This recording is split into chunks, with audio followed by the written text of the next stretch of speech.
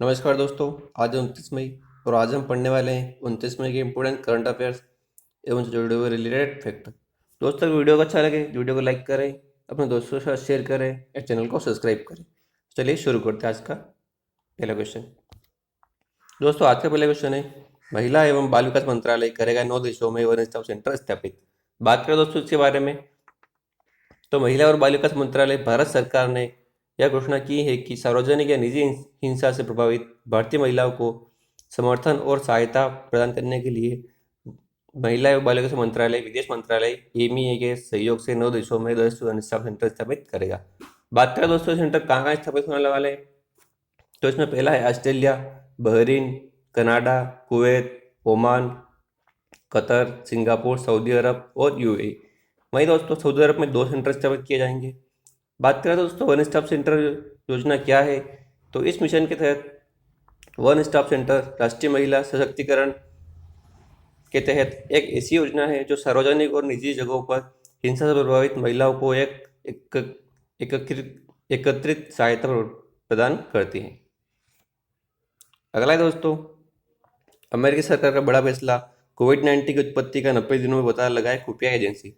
बात करें दोस्तों इसके बारे में, तो अमेरिकी राष्ट्रपति जो बाइडेन ने अमेरिकी खुफिया एजेंसी से कोविड-19 महामारी की उत्पत्ति की जांच के अपने प्रयासों को दोगुना करने की मांग करी है। साथ ही दोस्तों राष्ट्रपति जो बाइडेन ने एजेंसियों से कहा है कि 90 दिन के भीतर पता करें कि आखिर इस कोरोना वायरस का जन्म स्थान कहाँ है। बात करें दोस्तों कोविड-19 की, तो कोविड-19 का सबसे पहला केस दिसंबर 2019 में चीन के वुहान शहर में दर्ज किया गया था। वहीं दोस्तों चीनी प्रशासन ने शुरुआती मामलों का संबंध वुहान की एक सी फूड मार्केट से बताया है। वहीं दोस्तों वैज्ञानिकों का मानना है कि यह वायरस जानवरों से इंसानों में पहुंचा है। इस वायरस के कारण दोस्तों दुनिया भर में लगभग 35 लाख लोगों की जान जा चुकी है और संक्रमण के लगभग 16 करोड़ 80 लाख से ज़्यादा मामले दर्ज किए जा चुके हैं। अगला है दोस्तों, नोबेल पुरस्कार विजेता अमर्त्य सेन को सामाजिक विज्ञान के क्षेत्र में स्पेन का सर्वोच्च पुरस्कार दिया गया है। बात करें दोस्तों इनके बारे में, तो भारतीय अर्थशास्त्री एवं नोबेल पुरस्कार विजेता अमर्त्य सेन को सामाजिक विज्ञान के क्षेत्र में स्पेन के सर्वोच्च पुरस्कार प्रिंसेस ऑफ एस्टोसियस अवार्ड से सम्मानित किया गया है। बात करें दोस्तों, प्रिंसेस ऑफ एस्टोसियस फाउंडेशन ने एक प्रेस विज्ञप्ति में कहा है कि 87 वर्षीय अमर्त्य सेन को 20 देशों के 41 उम्मीदवारों में से इस पुरस्कार के लिए चुना गया है। वहीं दोस्तों अमर्त्य सेन की उनकी सबसे प्रसिद्ध कार्य गरीबी और अकाल के लिए इन्हें चुना गया था। दोस्तों बात करें प्रिंसेस ऑफ एसोसिएट्स किस किस क्षेत्र में दिया जाता है, तो वहीं दोस्तों इतिहास, कानून, भाषा, शिक्षण, राजनीति, विज्ञान, समाजशास्त्र, दर्शन शास्त्र, भूगोल, अर्थशास्त्र आदि क्षेत्रों में दिया जाता है। अगला है दोस्तों, प्रोफेसर सी एन राव को अंतर्राष्ट्रीय एनी अवार्ड 2020 से सम्मानित किया गया है। बात करें दोस्तों इनके बारे में, Bharat Ratna professor C N R Rao को अक्षय ऊर्जा स्रोतों और अक्षय भंडारण के क्षेत्र में अनुसंधान हेतु अंतर्राष्ट्रीय एनी अवार्ड 2020 से सम्मानित किया गया है। दोस्तों इस ऊर्जा अनुसंधान के क्षेत्र में नोबेल पुरस्कार माना जाता है। बात करें दोस्तों professor C N R Rao की, तो प्रोफेसर सी एन राव पूरी मानव जाति के लिए लाभ के लिए ऊर्जा के एकमात्र स्रोत के रूप में हाइड्रोजन ऊर्जा पर काम कर रहे हैं। हाइड्रोजन का भंडारण, हाइड्रोजन फोटोकेमिकल और इलेक्ट्रोकेमिकल उत्पादन, हाइड्रोजन का स्रोत उत्पादन, गैर धातु उत्पादन उनके काम के प्रमुख बिंदु थे। अगला है दोस्तों, हरियाणा के राज्यपाल सत्यदेव नारायण आर्य ने संपत्ति क्षति वसूली विधेयक 2021 को मंजूरी दे दी है। बात करें दोस्तों इसके बारे में, तो हरियाणा के राज्यपाल सत्यदेव नारायण आर्य ने संपत्ति क्षति वसूली विधेयक 2021 को मंजूरी दी है, जिसके बाद यह कानून बन गया है। दोस्तों इस विधेयक के अंतर्गत इस कानून के तहत सरकार के पास किसी भी प्रदर्शन के दौरान सरकारी संपत्ति को नुकसान पहुंचाने वालों से नुकसान का हर्जाना वसूलने का अधिकार होगा। वही बात करें दोस्तों सत्यपाल नारायण आर्य के बारे में, तो दोस्तों गुरप्रीत सिंह ने हाल ही में सत्यदेव नारायण आर्य के जीवन पर एक पुस्तक लिखी थी जिसका नाम था राजगीर से राजभवन।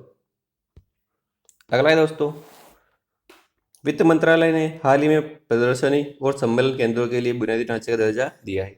बात करें दोस्तों इसके बारे में, तो हाल ही में वित्त मंत्रालय द्वारा एग्जीबिशन प्रदर्शनी स्थलों और कन्वेंशन सम्मेलन केंद्रों को बुनियादी ढांचे का दर्जा प्रदान किया गया है। वहीं दोस्तों, वर्ष 2020 में सरकार ने बुनियादी ढांचे के रूप में मान्यता प्राप्त क्षेत्रों की सूची में किफायती किराया आवास योजनाओं को शामिल किया गया है।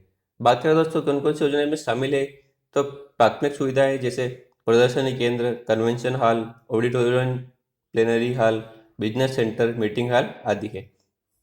बात करें दोस्तों कि किन किन श्रेणियों में किया जाने वाला है, तो दोस्तों परिवहन और संचालन, ऊर्जा, जल या स्वच्छता, संचार, सामाजिक और वाणिज्यिक संरचनाओं में किया जाने वाला है।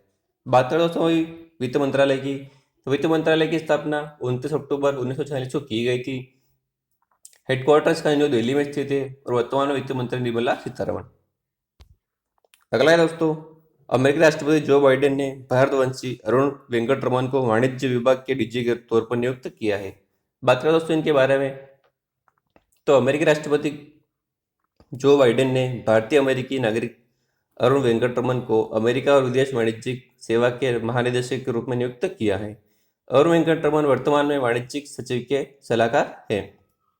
वहीं दोस्तों, वेंकटरमन को कंपनियों को अंतर्राष्ट्रीय संगठन और अंतर्राष्ट्रीय व्यापार के मुद्दों पर अमेरिकी सरकार को सलाह देने का 20 साल से ज्यादा का अनुभव रहा है।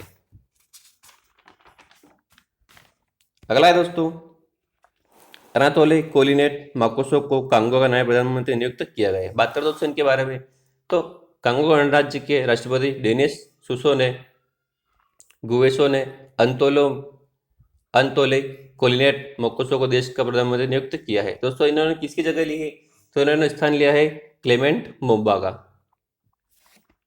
अगला है दोस्तों, 180 ऑस्कर अवार्ड जीत चुके 97 वर्ष पुराने हॉलीवुड स्टूडियो एमजीएम को अमेजन कंपनी ने $8.45 अरब में खरीद लिया है। बात करें दोस्तों के बारे में, तो अमेजन और एमजीएम ने 26 मई को एक निर्णायक विलय समझौता करने की घोषणा करी। इसके तहत अमेजन $8.45 अरब में एमजीएम का अधिग्रहण करेगी। बात करें दोस्तों एमजीएम की, तो इसका पूरा नाम मेट्रो गोल्डविन मेयर स्टूडियो है। वहीं दोस्तों एमजीएम ने 180 ऑस्कर अवार्ड जीत चुका है। दोस्तों एमजीएम स्टूडियो की स्थापना मार्कस लोए और लुइस बी मेयर ने 17 अप्रैल 1924 को की थी। अमेजन ने कहा कि वह एमजीएम की प्रतिभाशाली टीम के साथ स्टूडियो की व्यापक सूची में से कहानियों की नए सिरे से कल्पना और विकास की मांग करेगी। वही दोस्तों बात करते हैं अमेजन के बारे में, तो इसके सीईओ जो जेफ बेजोस है। स्थापना हुई थी दोस्तों इसकी 5 जुलाई 1994 को वाशिंगटन डीसी में। अगला है दोस्तों, खेल मंत्रालय ने जमीनी स्तर पर प्रतिभाओं को निखारने के लिए 7 राज्यों में कुल 143 खेलो इंडिया केंद्र खोलने का फैसला किया है। बात करें दोस्तों इसके बारे में, तो खेल मंत्रालय ने जमीनी स्तर पर प्रतिभाओं को निखारने के लिए 7 राज्यों में कुल 143 खेलो इंडिया केंद्र खोलने का फैसला लिया है, जिस पर 14.30 करोड़ रुपए खर्च किया जाएगा। बात करें दोस्तों किन किन राज्यों में खोला जाना है, तो यह खोला जाना है महाराष्ट्र, मिजोरम, गोवा, कर्नाटक, मध्य प्रदेश, अरुणाचल प्रदेश और मणिपुर में स्थापित किया जाएगा। और दोस्तों प्रत्येक केंद्र में किसी एक खेल की सुविधा दी जाएगी।